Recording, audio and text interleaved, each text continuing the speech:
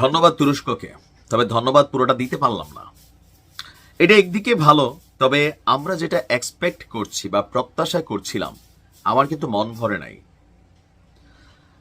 দুইটা যুদ্ধে ইসরায়েলের কাছে শোচনীয় পরাজয়ের পরও অটোমান সাম্রাজ্যের এক সময়ের যারা মানে কি বলা হয় যে এই পশ্চিমাদেরকে শাসন করত, এই অটোমান সাম্রাজ্য বা আজকের দিনের তুরস্ক, এদের আমার মনে হয় যে খুব বেশি শিক্ষা হয় নাই।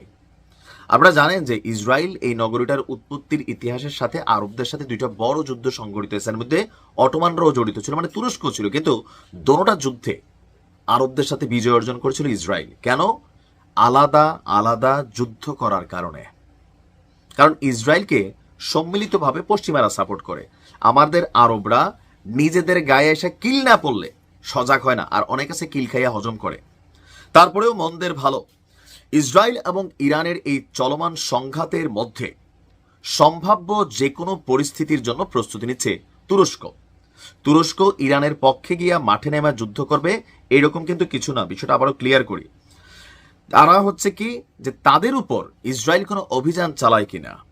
কারণ এরদোয়ান কূটনৈতিকভাবে আপনার ইরানকে সমর্থন দিচ্ছেন, বাট মেশিনারিজ দিয়ে কিন্তু এখনো সমর্থন দেয় নাই। তলে তলে দিচ্ছে কিনা তথ্য নাই বা নামগন্ধ উঠে আসে নাই। তবে তুরস্কের উপর সম্ভাব্য যে কোনো হামলা হতে পারে, সেই পরিস্থিতির জন্য প্রস্তুতি নিচ্ছে তুরস্ক। দেশটির আকাশ প্রতিরক্ষা জোরদারের পাশাপাশি সীমান্তে নজরদারি বাড়িয়েছে আপনার তুর্কি। তুরস্কের প্রতিরক্ষা মন্ত্রণালয়ের একটি সূত্র বার্তা সংস্থা রয়টার্সকে বলছে, দেশে উৎপাদিত তুরস্কের নিজস্ব রাডার এবং অস্ত্র ব্যবস্থা ব্যবহার করে সমন্বিত আকাশ এবং ক্ষেপণাস্ত্র প্রতিরক্ষা ব্যবস্থা গড়ে তোলার কাজ দ্বিগুণ গতিতে না, চতুর্গুণ গতিতে এগিয়ে নিচ্ছে তুরস্ক। এর প্রধান লক্ষ্য হল সম্ভাব্য যুদ্ধ প্রস্তুতিকে উচ্চ পর্যায়ে রাখা।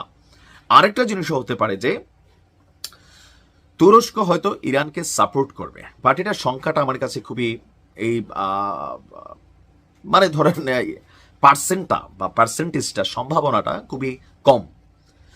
নাম প্রকাশে অনিচ্ছুক একটা সূত্র রয়টার্সকে বলছে যে ইসরায়েল যখন দক্ষিণ পূর্ব প্রতিবেশী দেশ ইরানে হামলা শুরু করে, তখন তুরস্কের কুইক রিয়েকশন অ্যালার্ট বিমানগুলো উড্ডয়ন করে। ইসরায়েলি আকাশ সীমা লঙ্ঘনের সম্ভাবনার মধ্যেও এই বিমানগুলো সীমান্তে বরাবর টহল অব্যাহত রেখেছে। তুরস্ক তার সীমান্ত নিরাপত্তা জোরদার করছে। ইরান থেকে কোনো অনিয়মিত অভিবাসন প্রবাহ লক্ষ্য করা না গেলেও সীমান্তে নজরদারি বাড়িয়েছে আঙ্কারা।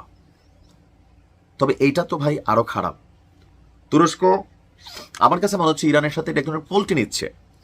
তুরস্ক এবং ইরানের মধ্যে যেই সীমান্ত আছে, সেই সীমান্ত দিয়া ইরানের জনগণ তুরস্কে ঢুকতে পারে, সম্ভবত এই আশঙ্কার কারণে তারা সীমান্তে নজর বাড়িয়েছে। এখন তুরস্কের সাথে সরাসরি সম্ভবত ইসরায়েলের কোনো সীমানা নাই। এই যে আলাদা প্রতিরক্ষা ব্যবস্থা তৈরি, যুদ্ধ বিমান উড়ানো বা আকাশ প্রতিরক্ষা ব্যবস্থা জোরদার করা, এগুলো দিয়া যদি কখনো ইসরায়েলের সাথে সরাসরি যুদ্ধে লিপ্ত হয়, ইসরায়েলের যে বৃহত্তর ইসরায়েল তৈরির পরিকল্পনা, সেই পরিকল্পনা লক্ষ্যে ধারাবাহিক যে মিশন গাজা শেষ, সেই পরিকল্পনার তৃতীয় টার্গেট কিন্তু হচ্ছে তুরস্ক। তো তুরস্ক যেহেতু জানে যে তারা টার্গেট, এখন তুরস্ক যে যুদ্ধের প্রস্তুতি নিচ্ছে এটা ইরানের পক্ষ হয়ে না। তো শক্তিশালী ইরানকে যদি হারানো সম্ভব হয়ে যায়, আমেরিকা যদি এখানে জয়েন করে ফেলে যুদ্ধে এসে, তো ইরানের পরাজয়টা অনেকটা নিশ্চিত হয়ে যাবে। এরপর তুরস্ক, এরপর পাকিস্তান, এরপর আরো যে আরব রাষ্ট্রগুলো আছে ধাপে ধাপে। তুরস্কের উচিত এ আলাদা দৌড়াদৌড়ি না করে ইরানকে সাপোর্ট করা, কারণ তুরস্ক যথেষ্ট শক্তিশালী একটা রাষ্ট্র এবং ন্যাটোর কিন্তু সদস্য। তবে আমি সুলতান এরদোয়ান, এই তুরস্কের প্রেসিডেন্ট, ওনার প্রতি মাঝে মাঝে আমার যথেষ্ট বিরক্তি আসে যে এই লোকটা আসলে কি করে, খালি ফাঁকনা ফাঁকনা কথা কওয়া ছাড়া মানে আসলে অ্যাক্টিভিটিসটা কি। খুশি হইতাম যে তুরস্ক মাঠে নামতেছে, সম্ভাব্য যুদ্ধের প্রস্তুতি নিচ্ছে ইরানকে সাপোর্ট করার জন্য, কিন্তু বিষয়টা তো ওরকম না। দুইটা যুদ্ধে পরাজয়ের পরও শিক্ষা হয়নি আরবদের। দেখা যাক, ইরানকে আল্লাহর হাতে হেফাজতের জন্য দিয়ে দিলাম। ভালো থাকুন।